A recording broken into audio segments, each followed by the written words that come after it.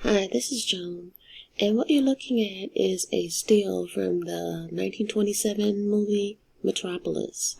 Now, what I'm talking about, really, what I wanted to talk about, doesn't have a lot to do with the actual movie. Some of you may have heard of it. It's considered a classic. But the reason why I wanted to show this still was because I wanted to talk to you about our future. If it's not circumvented, which it will be. That's a definite. The Savior will come. But what I am trying to get to, the point that I'm trying to make, is about education. Now, since this COVID thing has been happening, people have been wondering, okay, what about my children? What about their education? Well, I thought about it because a lot of people are now into the Zoom, where they can have conferences. Well, in any case, a child can learn from their living room table, their dining room table or whatever. They don't have to get up and actually go see a teacher.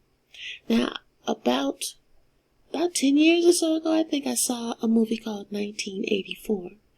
And the thing about that movie, 1984, the only thing I can really remember, I remember the plot generally, but the image that always comes to mind was of a woman who was leading an exercise class. The beleaguered worker was at home. I think he was awakened to a woman alerting him that it was time to get up and exercise.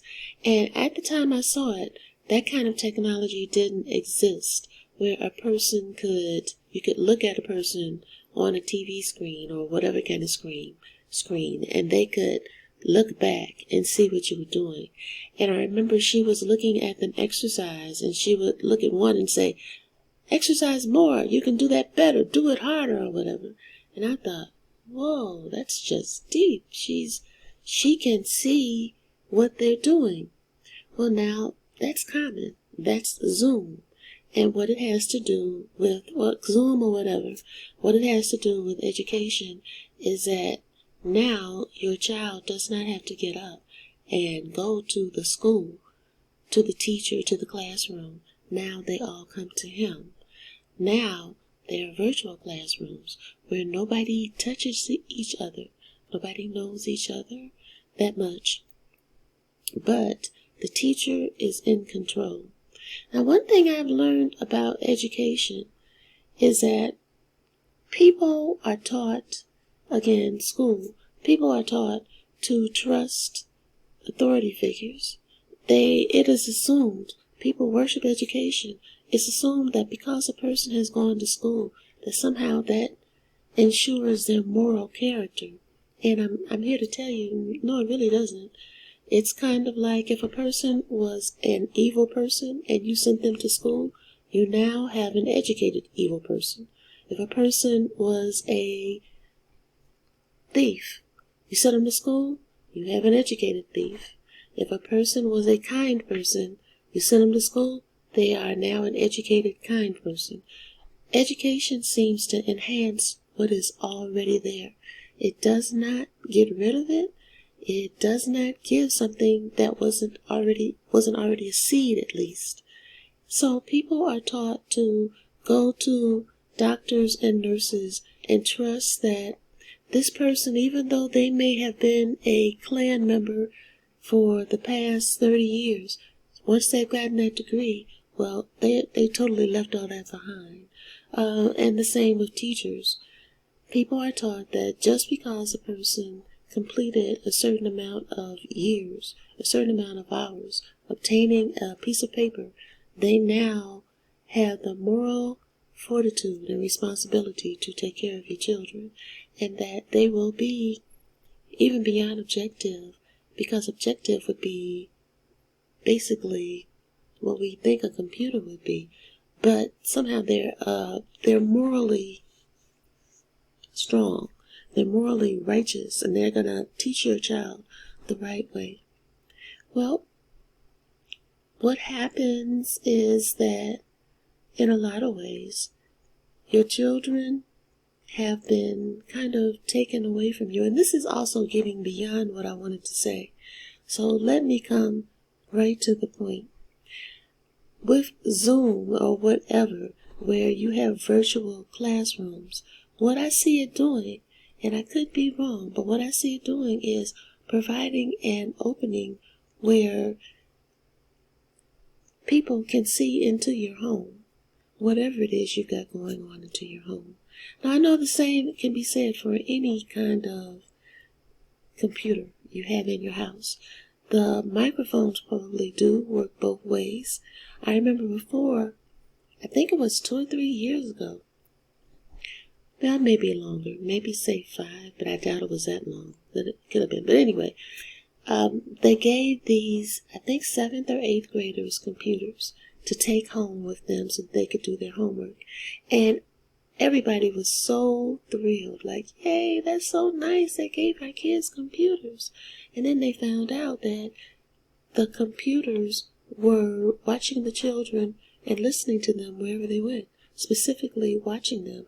The computer was watching them get dressed. The computer was watching them as they sat in their rooms, whatever it is they were doing, that computer was watching. And that computer was keeping a record, and there were people who had access to that computer who were watching their children.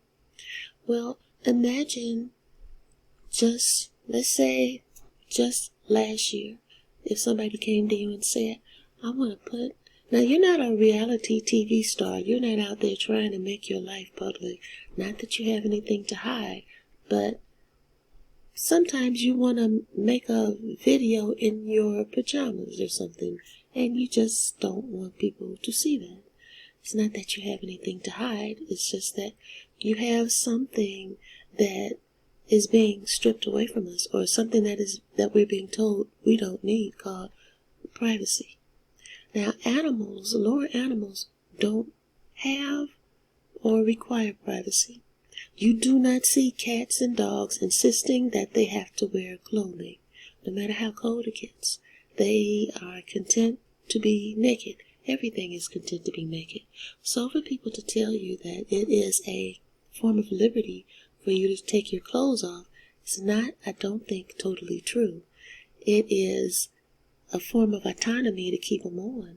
That the only time you're really taking them off and letting yourself be that vulnerable is when you're having sex, or when you're taking a bath, or when you're allowing a doctor to examine you. So there's a certain amount of dignity in clothing, and I think that's why you have so many people paying women, in particular, though now both, to pull their clothes off. But the thing is, it's a form of privacy. It keeps you separate from other people, and it also protects you from the elements. So, we are being told that privacy is not necessary, and that if you want to have privacy, it must be because you have something to hide. No, it may be that you want to maintain your dignity, and you want to recognize that you are above the lower animals who don't know that they need privacy, and who do walk around without any kind of clothing. Well, the way that is interpreted, how that correlates to them bringing the computers into, giving them to your children, and saying that we're now going to have classes inside your home, is that whatever it is you have going on in that home now, even though you did not ask to have your privacy invaded, you did not ask to be a reality TV star, whatever you have going on in that house now is not private anymore. Now it's out there for the educational system to see. Now you might say, oh, but everybody who will see it is educated. Yeah, okay. I saw this movie about how they were injecting black men with syphilis. No, I'm sorry, I'm not sure if they injected it. Maybe they injected it. Either way, these black men had syphilis, and they were going to a nurse, and the nurse knew that she was not giving them correct treatment. Now, as far as I know, this was a black nurse, and the movie I saw was called something about the boys. And I think it had Lawrence Fishburne and Alfre Woodard. Now, in real life, I think the person who was the nurse was a light-skinned person. Now, this is not to go against or say anything about light skin, because like I said, light-skinned people have saved my butt sometimes. This is not saying anything against them. But the simple fact is, a lot of times, they had privileges that darker-skinned people didn't have. It would be more likely that if you saw an educated person, they would have been lighter complexioned, because they had to have somebody to help them pay. Have them pay for the education in order to get the job. And then there would be a certain amount of prejudice in them even obtaining the job. But in the movie, I think the part was played by Alfre Woodard, or something like that. In any case, she was injecting these men for years, and she knew what was going on. And she was a nurse, and above her was a doctor.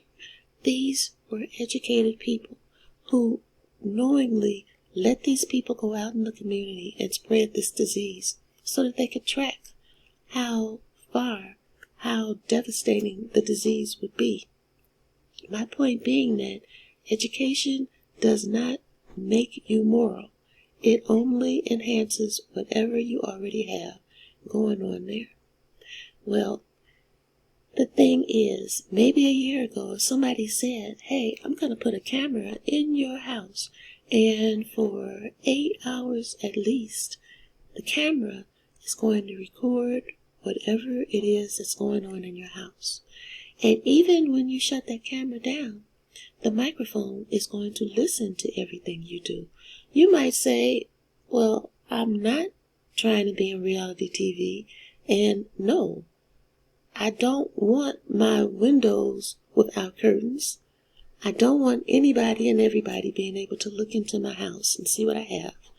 I don't want any and everybody, or whatever authorized personnel you'd say that is only going to be allowed to have it, who I don't even know. I don't want them to hear everything that goes on in my house. This is not that I have anything to hide, but I do have autonomy. I am separate from you, and I want to keep my stuff separate from your stuff. Well, now, when your child brings home that computer and sits there from 8 to 2:30, whatever's going on in your home can be heard, can be seen. What if you say, okay, Johnny, sit in this one spot and don't move? What child can sit in one spot and not move from 8 to 2:30? Just like people were getting robbed for putting things on Facebook. At least then they had a choice of putting it on Facebook. Now, if you have something in that house that somebody might possibly like, and this is, maybe this is just being stretching, but I do think that, okay, I was thinking about it. Why wouldn't they want to work harder to get children back in school? Because before the argument was, well, you can't homeschool, they won't have social skills. But now they're saying, well, there is this like invisible disease that nobody has gotten sick from, but we have closed down the total economy. And, in some places where it gets cold in the winter, some people might have a really seriously hard time, because with the economy going, how will they heat their homes? Plus we have this solar minimum thing going on, coming at least, where the sunspots correlate to how warm it is, and we aren't having many sunspots. So, it's going to get cold down there, but we have this invisible disease, so we have to shut everything down. So, because of that, we cannot allow your kids to go to school, even though before, when you wanted to homeschool, school, then we told you couldn't do that either because, well, they had to be social. But now we don't need them to be social. They can be virtually social where they don't see, smell, hear, touch, or have any kind of real meeting with anybody. They only think they do because it's like on the TV. So, but also the devices that they have to use all work both ways. That is, there's a camera looking out, but you're looking into the camera. The camera's also looking at you, and not only is it looking at you, it's recording whatever it sees. So if you got something, say you got a big pot of gold sitting on your dining room table, and excuse me, that pot of gold has always been there, but nobody really, especially with COVID, nobody could come visit, so it was cool there. But now we have a camera. So if you mention to someone, if you call up a friend or they call you and you say, yeah, I'm just sitting here guarding my pot of gold, well, now we have a record of you talking about your pot of gold. And of course, Johnny is going to sit there and look at a computer and learn virtually from 8 to 2:30. You're not going to have to go over there and say anything to Johnny. And if you do, if you say, Johnny, shut up, well, then there's a teacher saying, oh, how dare she tell Johnny to shut up? I mean, she looked at Johnny hard. Oh, man. Well, anyway, this is hopefully an exaggeration. A fancy of a person having, not being able to sleep at this particular moment. But I do think it's something to think about. I thought to myself, well, wait a minute. Who would have wanted this a year ago? Now, some people would say, well, I got nothing to hide. Okay, well, you're like the lower animals. You like going around buck naked. But some of us really do want to keep our clothes on. Some of us, remember it was an old old kid story about the emperor has no clothes.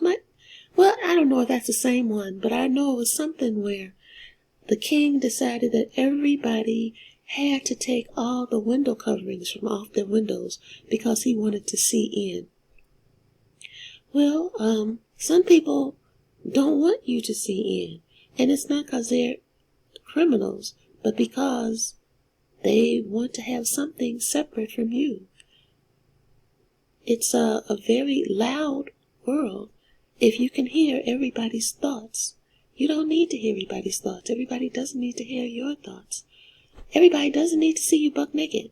I mean, some people are in good shape, but even then they still might want to cover up because, protect yourself from the elements or just to be able to have something that's yours, that other people can't have, that other people don't get to have unless they're truly intimate with you.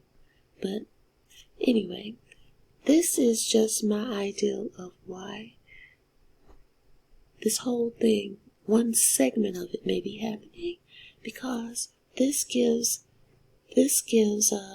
powers that be access to the insides of your home.